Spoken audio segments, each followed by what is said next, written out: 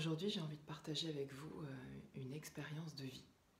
Pour ceux qui me connaissent et qui me suivent, vous savez que j'ai quitté la région parisienne il y a 3 mois pour venir m'installer en Bretagne, pour être plus près de la nature, plus près des éléments. Et c'est aussi parce que comme je travaille beaucoup avec les éléments, je fais des soins avec la nature, ça me paraissait évident d'avoir cette place auprès de la nature. Et en fait, ce qui se passe, c'est que pour une citadine comme moi, qui a toujours vécu près de la ville ou en ville, eh ben, ça fait un changement incroyable de vie. Ben oui, tout simplement parce qu'il n'y a plus la boulangère qui est au bout de la rue, il n'y a plus les voisins que je rencontre et que je salue. Voilà, aujourd'hui, je suis dans une maison, euh, pas complètement isolée, mais une maison dans un sorte de hameau. Voilà, et ce rapport à l'autre est complètement différent. Ce besoin de connexion que j'avais avant, ben, je le fais aujourd'hui avec la nature. Voilà, donc je salue les arbres, j'écoute les oiseaux, je suis au rythme du lever du jour, du soleil. Là, les journées sont en train de se rallonger. Et c'est aussi, surtout, que ça me connecte à moi. Voilà, quand il n'y a plus cette dispersion qu'on peut avoir effectivement en ville, quand on va dans un café, quand on est rythmé par le travail, qu'on va prendre le métro, qu'on salue les collègues, mais qu'on travaille plus en mode entrepreneur, entrepreneuse, et donc c'est nous qui gérons nous-mêmes nos journées, et qui a tout à créer en fait dans un nouvel environnement, mais qui n'est plus un environnement citadin, un environnement plus dans la campagne.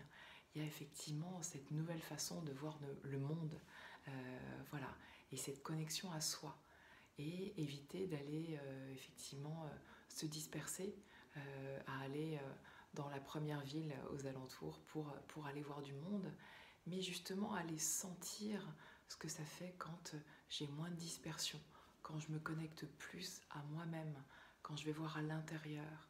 Il y a cette espèce de vide, voilà, auquel moi je me suis connectée cette semaine. En plus, voilà, c'est l'hiver, donc c'est une période qui est plus lente, plus tranquille, qui pousse vraiment à l'introspection. Et c'est très intéressant, voilà, de se connecter à ce vide et de se dire, ok, donc comment je peux me connecter à ce vide, comment je peux rester là, sans aller justement me barrer à l'extérieur comme j'ai eu toujours l'habitude de faire, de peur de me connecter à mon moi profond. Et de façon aussi à pouvoir apprivoiser ce vide à l'intérieur et de voir comment ce vide peut être plein de quelque chose que j'ai envie de remplir, pas de l'extérieur, mais de l'intérieur. Voilà, donc ça, je ne sais pas si ça vous parle, si c'est quelque chose que vous avez déjà contacté, si vous avez osé aller le contacter.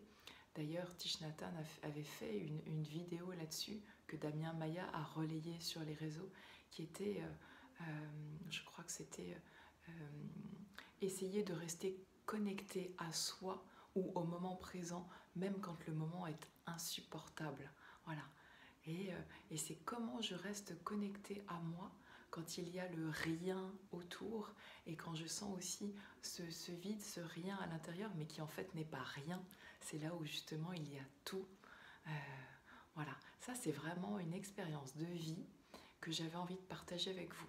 N'hésitez pas à évidemment liker, mais aussi mettre des commentaires, me dire si vous avez déjà partagé ça aussi. Eh ben, j'attends vos commentaires et je serai ravie d'y répondre. À très vite.